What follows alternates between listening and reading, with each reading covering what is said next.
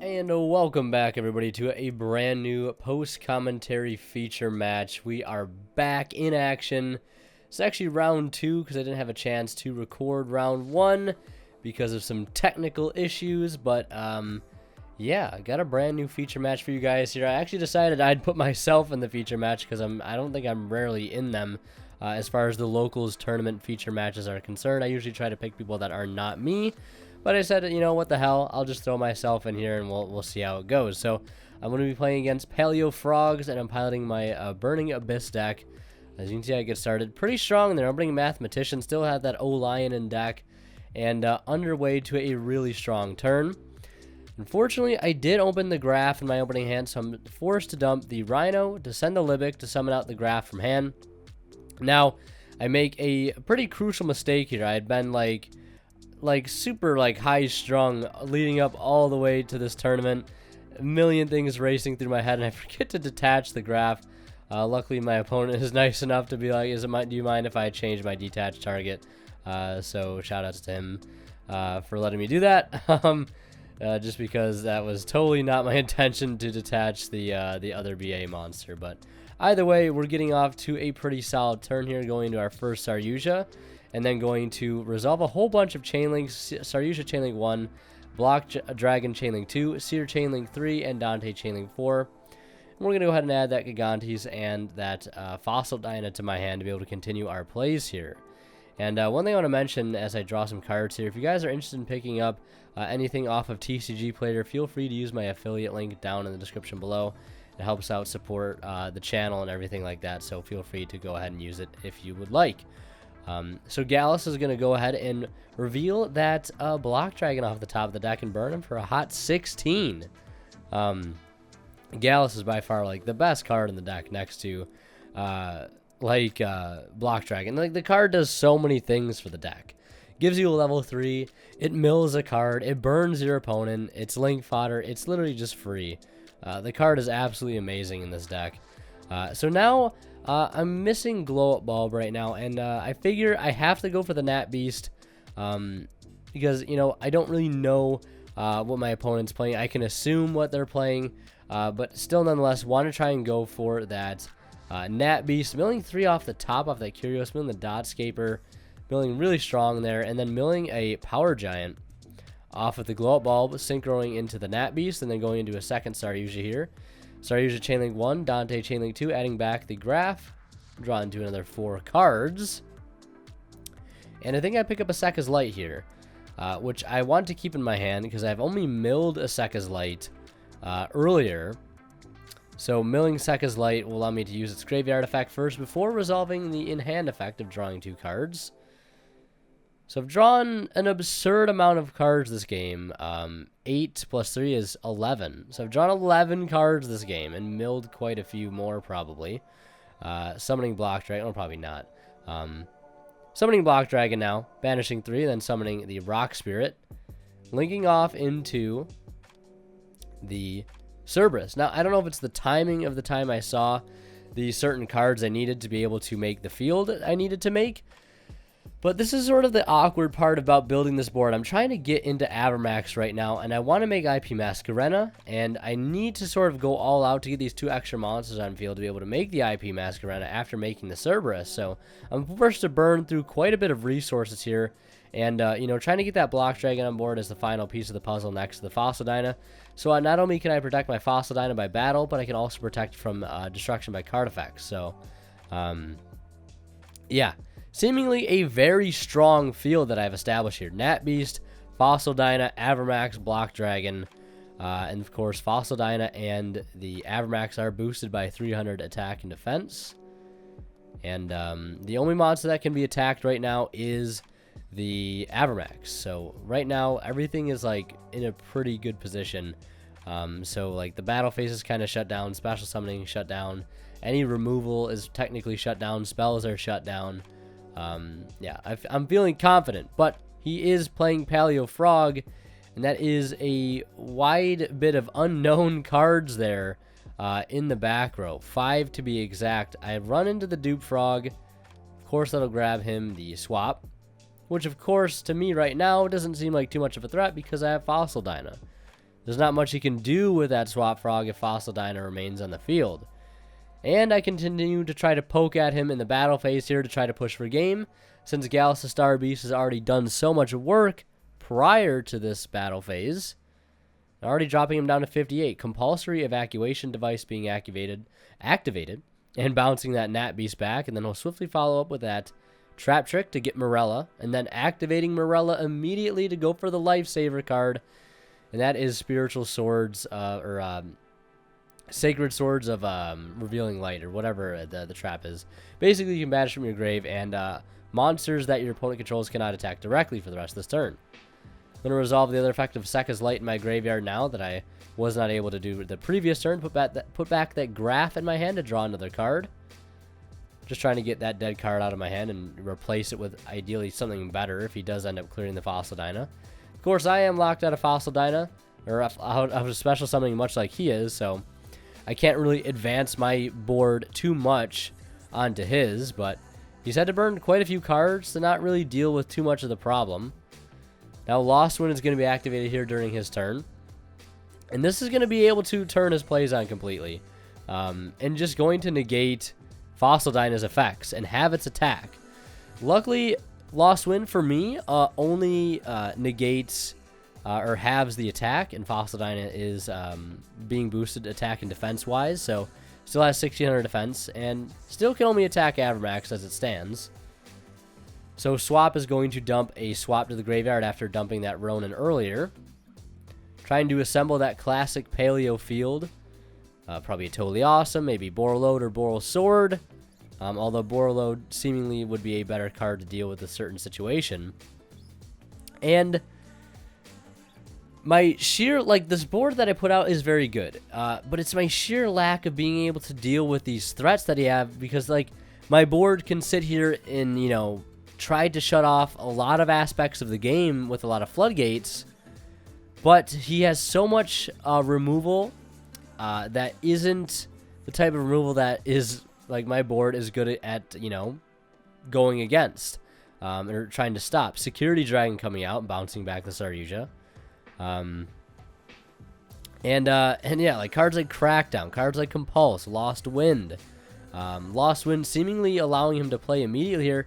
And if he didn't have that Morella to give him access to Spiritual Swords, this game would have been over already. So, very fortunate to be able to see that Morella. Even though he does obviously play 3 copies and Trap Trick, etc., etc., playing 6 copies, it's not very unlikely for him to open that card. But nonetheless, still a saving grace for him here. And now using Ronin for the Swap Frog, or Swap for Ronin. Borreload, totally awesome. Borreload going to go into the Avermax, and then I'll clear the Fossil Dyna, and I'll take 33 because Avermax is boosted by 300, thanks to the Saryuja. And now I'm in a bit of a predicament here. Borreload Dragon, seemingly very problematic card for Avermax. It's the bane of my existence because, and same thing with Ngirsu. You put up Avermax, it's such an oppressive card, but seemingly they always have a way to sneak their way into a Borreload. Or Ngirsu. Granted, Fossil Dyna is supposed to prevent that, but Lost Wind says otherwise. Just a bad matchup, I would say. For me, anyways. But I'm scrambling here to be able to break this field. I know my Avermax is going to leave during the end phase. So that's not a card I need to worry about clearing. I'm going to reveal Danger Nessie in my hand. And I'm going to roll the dice here. And he, of course, American snipes the Nessie out of the hand. And I'm just going to go down the line of importance and grab Jackalope. Reveal the Jackalope.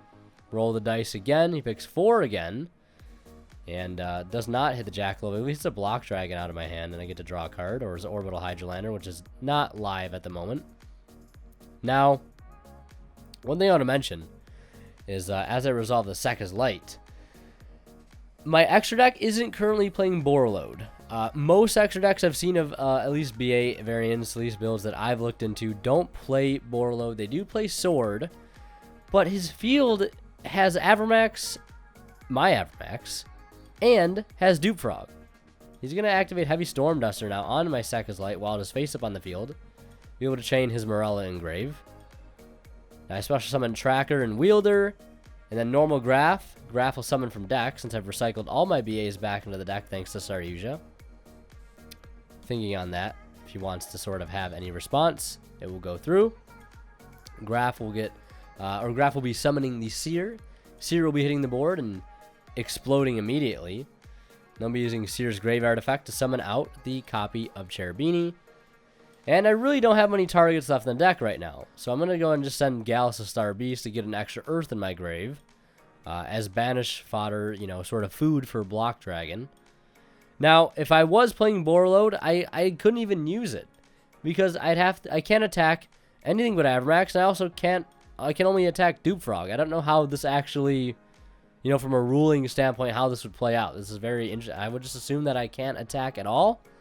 So I'm trying to scramble to, like, what's the best possible field I can make at this point. I've already exhausted both Saryujas. I have an Appaloosa left still in the extra deck. I have a Blacklister Soldier of Chaos in the extra deck as well. Nightmare Cerberus and Nightmare Phoenix left. I have Dingirsu. Actually, no, the Saryuja's been bounced back. So I go to make the Saryuja again here to try to draw into more combo pieces. I mean, at this point, I don't really know what I'm trying to draw into, so the Saryuja is kind of a bluff. But, you know, it's, I guess it would have gotten me to more Earth monsters, which would have been nice.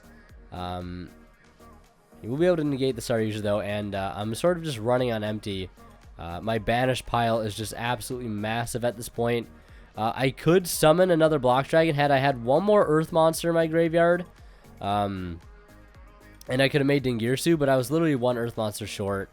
So I could have sent like his Borreload or his Toad, probably just his Borreload, and then end phase my Avramax would get cleared, and I'd be in a pretty okay spot, I would think, just to at least have Dingirsu for some sort of protection to be able to just kind of stall for a few turns. But unfortunately, it's just not enough, and I don't have enough Earths.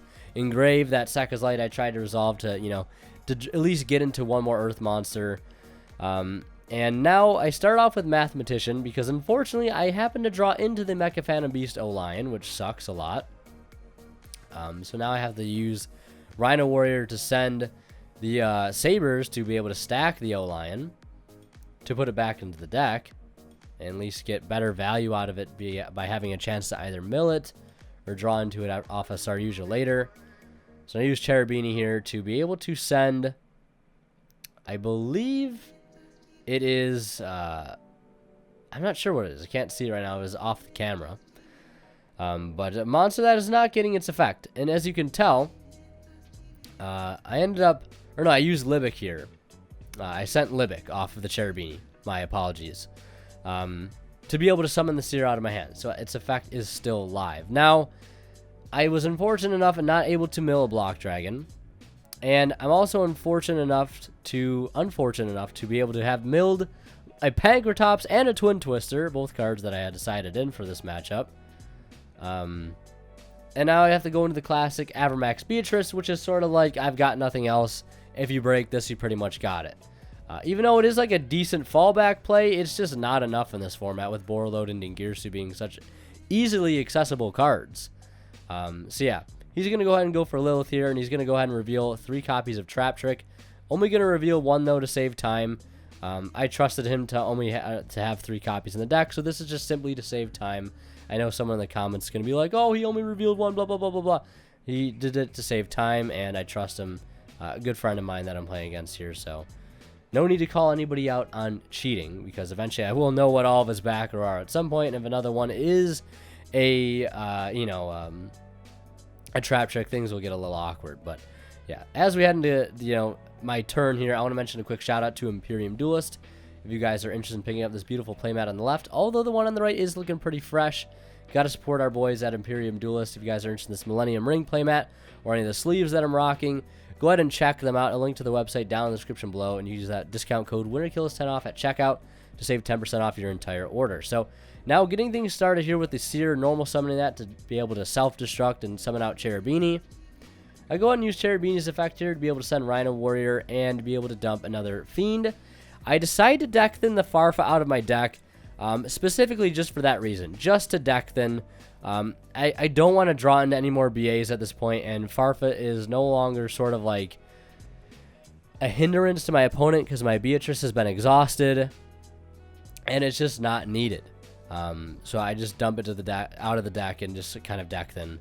Now, again here, I'm trying to threaten in the battle phase and go for game with this damage that I have, because Cherubini is at 19, but again, he has the Morella, which isn't so surprising, but able to get the Spiritual Sword to the grave, make it so monsters I control cannot attack directly this turn, which is so infuriating in this specific matchup. So main phase 2, the backup plan here is to link into Nightmare Phoenix and go Block Dragon, Chainlink 1, Phoenix, Chainlink 2. I go ahead and roll. I know where the trap trick is, but I'm just going to roll randomly here and see if I can hit something else of importance or try to bait something out. I end up rolling a 1, I believe, and it's a lost win, so I bait out the lost win right then and there, which is nice. Kind of use it or lose it on the Nightmare Phoenix, so card still gets cleared either way, and I get 2 Gigantes out of it for my troubles. But again, at this point, it's like, what do I make? What card do I go into at this point to try to put a hindrance on his back row? I guess you could say something like Trisbania, but cards like Impermanence, you bet, could probably be in play. And that might not go through, and with no way to trigger it on my opponent's turn, seemingly not as useful. So instead, I'm going to go into Appaloosa with the safety of Avermax and just hope that it's probably going to be enough. But yeah, I apologize if I'm not making the most optimal plays with BA. This was my first locals recording with the new camera that I've received. I don't know if you guys were able to tell in some of the past few videos that I've uploaded the upgraded quality. Hope you guys are enjoying it. So yeah, it's my first time filming with a new camera. I actually forgot my SD card before the tournament started, so that was a bit flustering. I had to have someone bring it out to me. So grateful for that, because I also wouldn't have been able to record any of these matches for you guys. So a bit of a whirlwind leading up to this, and a bit of a busy day. So I apologize I'm not making the absolute tier 1 plays. But again, I feel like my extra deck is just limited to a matchup like this, and there's not much that I have against going against back row decks like this. I did side Pankratops and Twins.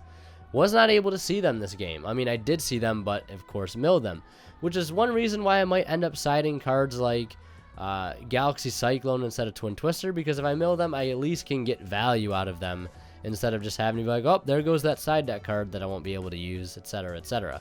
So Crackdown taking my Appaloosa. Now, luckily, when you take a monster with Crackdown, its effects can't be activated. So I didn't just hand him over, 3 monster negates. Luckily, even if it was, he wouldn't be able to negate Block Dragon because it is a summoning condition, not an effect to summon Block Dragon. Don't get it mixed up.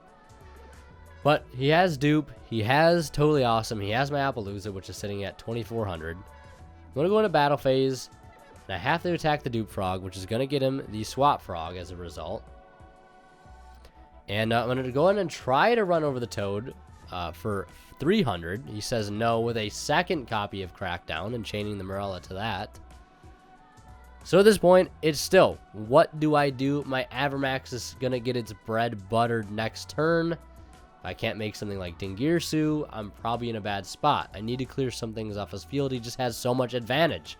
Where are these Twin Twisters? Where are these Pankratops when I need them? Instead, I'm drawing Seer for turn. I'm drawing the one of versus the other cards I sided into mass. But it is what it is. He ends up taking the match there 2-0. Very impressively being able to break that first turn board that I was able to make game 1. And I guess, again, it's a really bad matchup, I feel like, for BA going against Paleo. A lot of the traps just don't care about the normal interruptions you're able to put out. You ended up siding evenly in Permanence, which, of course, is not a surprise at all. I sided in Twins and Pankratops, didn't see any of them. And I think he also saw an Impermanence as well, and that was in his set back row. But, yeah, really unfortunate. I got the bye round 1, actually, which was interesting. And then I ended up playing against this round 2 and take the 2-0 loss. I think I proceeded to go on to play Orchist next and won 2-0. And then I ended up playing Zombies the next round and got 2-0'd by that, because Zombies is really cool. Super Polymerization is cool. Rivalry of the Warlords is cool, and so is Zombie World, etc., etc. But anyways, thank you guys so much for watching. Hope you all enjoyed, and check out Discord, follow me on Twitch, and yeah, as always, guys, thank you so much for watching. As always, Winter Kill signing out. We'll see you guys in the next one.